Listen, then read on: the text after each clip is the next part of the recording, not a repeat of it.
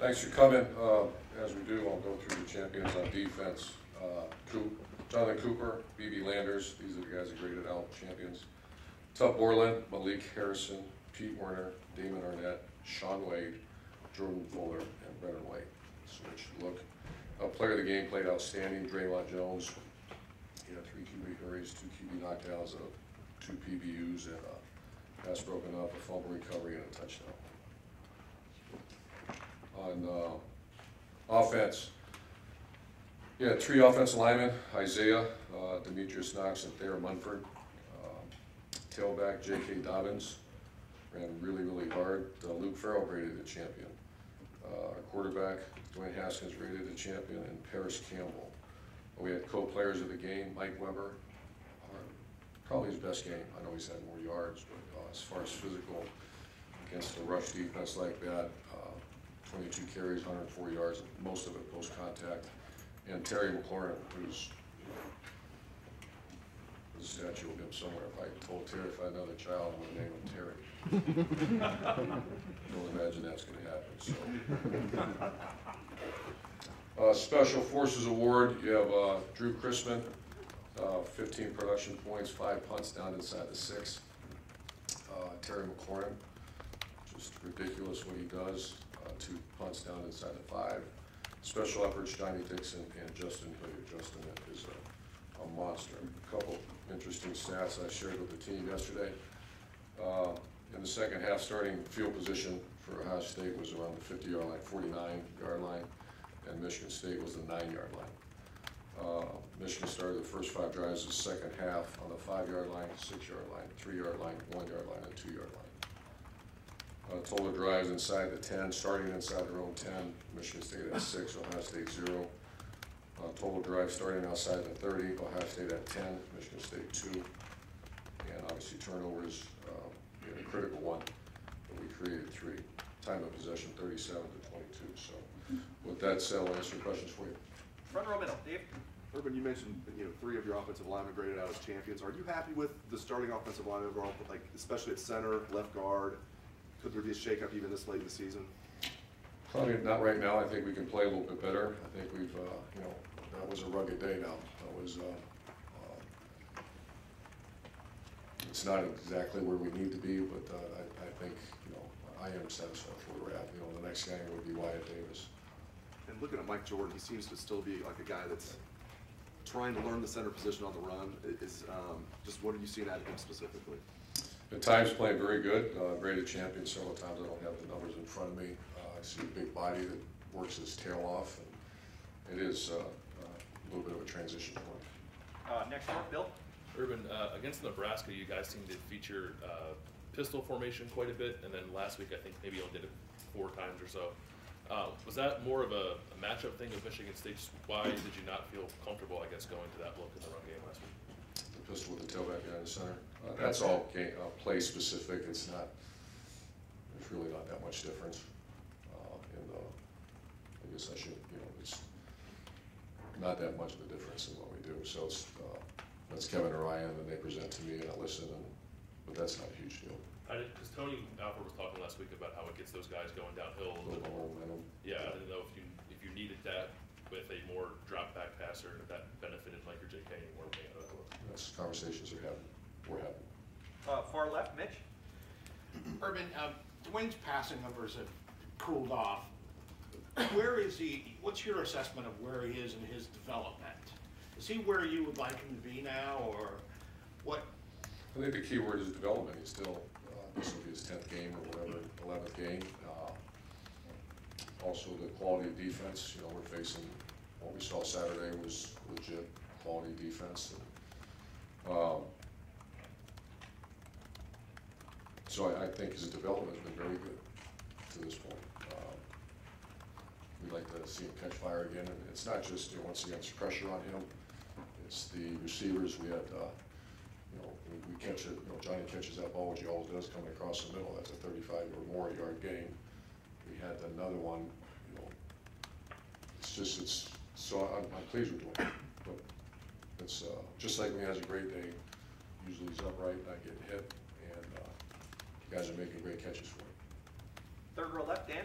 Urban, Michael Jordan had a few issues with the snaps, including the turnover you mentioned before. Are you concerned that that's continued to be an issue over the Yes. course of the season? What do you do to try to work on it? If you're not going to make any changes to the offensive line, what are the things you guys are working with him on to try to avoid this? I think you know the answer to that. Worked really hard at it. He was out there yesterday and working on his, how he holds the ball, and we're studying it and working extremely hard on it. Second row right, Rob. Urban, you guys are 9-1, still got a shot at winning the Big Ten, still a shot at the playoff. And yet there's this sense out there, probably in here, that as Ohio State teams go, this is a little bit better than average. Is that a product of your success? Is that a product of the expectations that have been set here? Or do you think that's legitimate to where you are right now, that this team has a long way to go? Or First of all, it's a product of Ohio State. It's a product of, the top programs in America. You go on the road and win by 20 points against a ranked team. Someone said it's our 8th ranked win on the road. And what happened? What's the problem? Why are you, what about this? What about that? Now I could stand up and say, what are you guys talking about? But I get it. I don't think we played great either at times. Then other times, to finish the game we did against that defense, no one's done that to them. No one has done against the team that, how much respect I have for that coach and that staff and everybody and that place. That was awful. I mean, that was a tough environment. It was so, and once again, I'm not saying, so I don't want to come across saying, well, we're not going, no, we're not playing great at times. But then our defense came out there and played the way they did. And our special teams played the way they did. And it was a great team win. But we're not where I would like us to be. Is that fair? Front row right, Austin. Urban, you have to go through this every single year where the game sits there on the last week of the regular season and you have one more to get through. It's human nature, I think, for players to want to start looking ahead to the rivalry. How do you avoid that? It's probably going to come up as a discussion at some point amongst them, but how do you? It did already. I had a chat with them. I think this is one of the more talented teams in the Big Ten. They beat Texas early on. They are extremely good skill. They just had a guy rush for 200 yards. Their defense is a top 20 defense. Our guys watch film. Our guys are very intelligent players here. I do worry about staring at phones all day long, but they know what's in store. And I can assure you this is focused on going to win that game at noon. Yeah. And you referenced the way that you guys played defensively on Saturday, specifically with the linebackers. That's been a unit that's had some ups and downs throughout the year. What was the evaluation there from Coach Davis or Coach Giano for how those guys played on Saturday? Tough had a great day. Graded almost 90%. Malik Harrison 90%. People were in 90%. So one of their best days. And I think Jerry might have mentioned that Baron Browning picked up an injury or something last week. Yeah. What's he dealing with? Is he be back? I don't want to get deep into injuries, but he's probable for this week. Far left, Lori. A couple of your players last week, Coach, said that they've found some additional spirit or energy that either wasn't there or hadn't been there recently. And I'm wondering how you inject that as a coach, because that seems like something you can't order, or as if you force it, it might make things worse. So the question is, They said you were stressing having fun. How do you do that without ordering and have fun?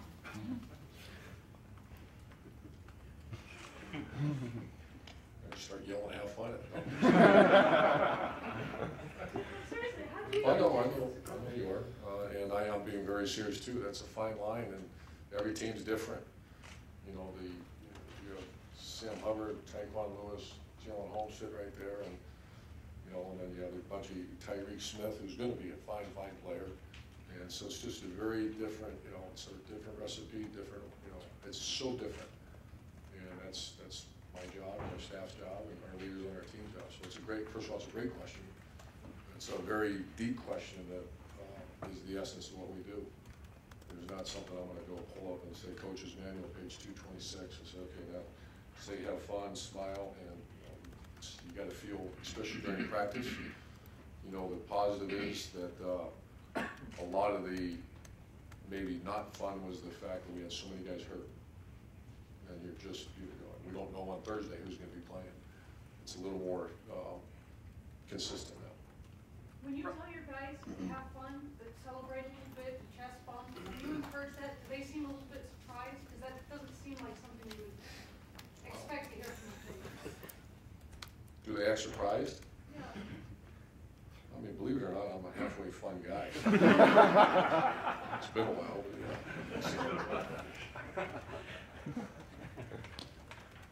I've just been doing this a long time, and once again, it's the formula of what you're facing and what you're dealing with. Front row left, Doug. Urban, when you guys were trying to get the run game going, you had mentioned a couple times the tailbacks, breaking tackles, just running a Boy, little did harder. JK had the breakout against Nebraska, then Mike last week.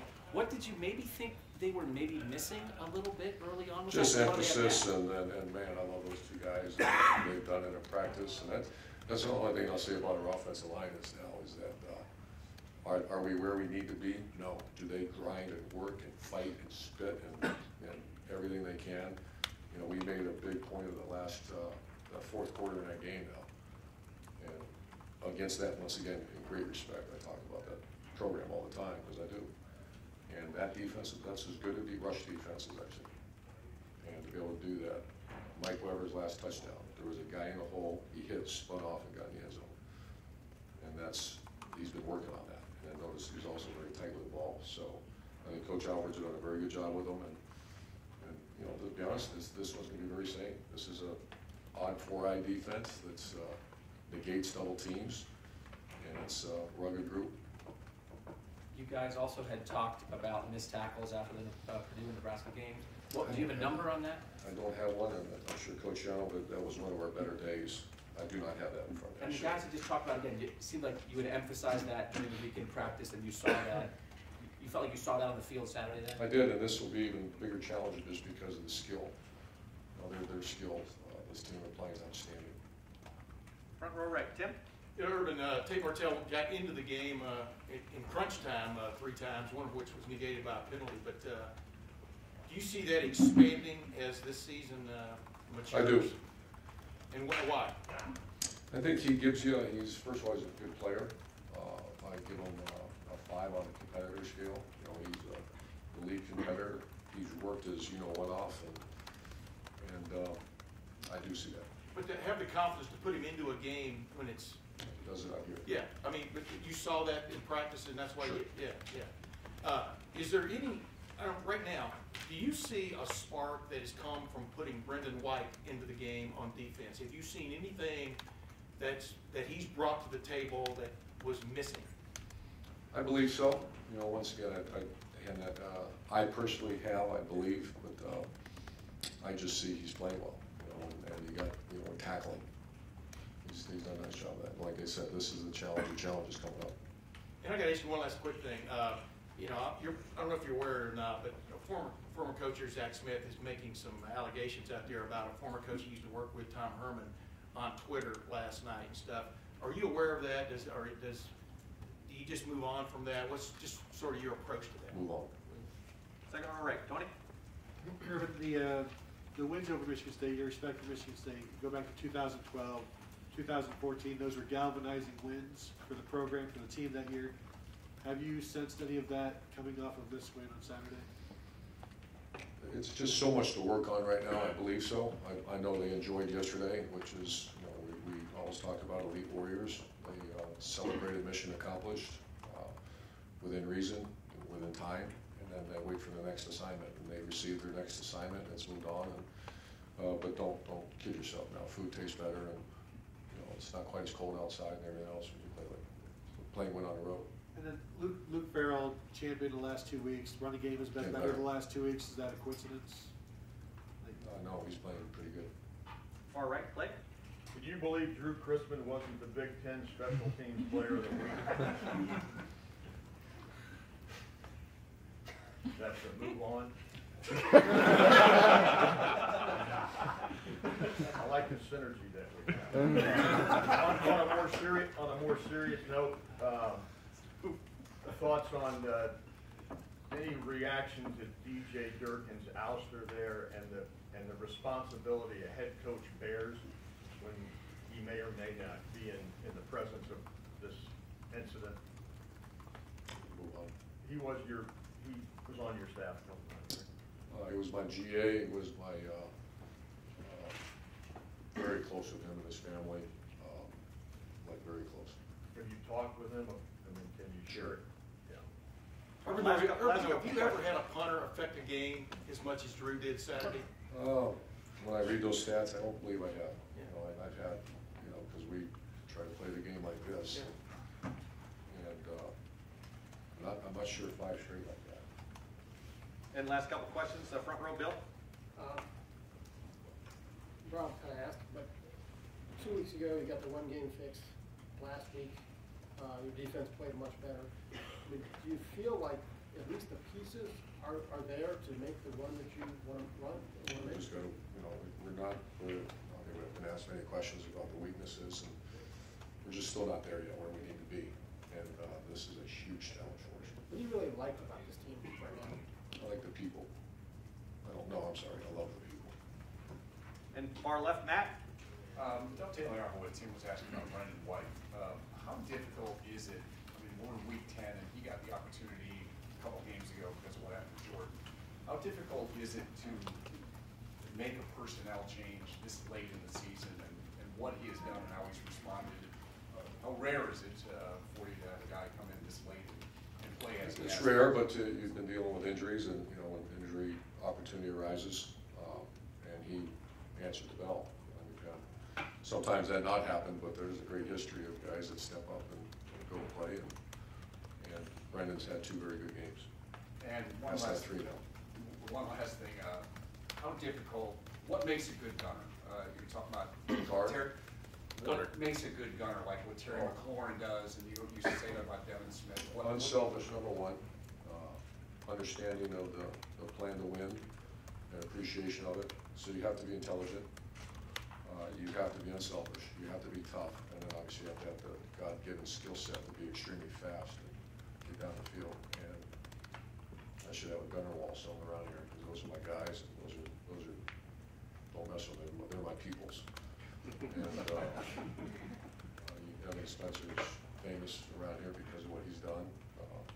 Devin Smith cut his teeth doing that and was as good as there was. So I can talk about those guys all day if you want. Coach, thank you very much. Thank you.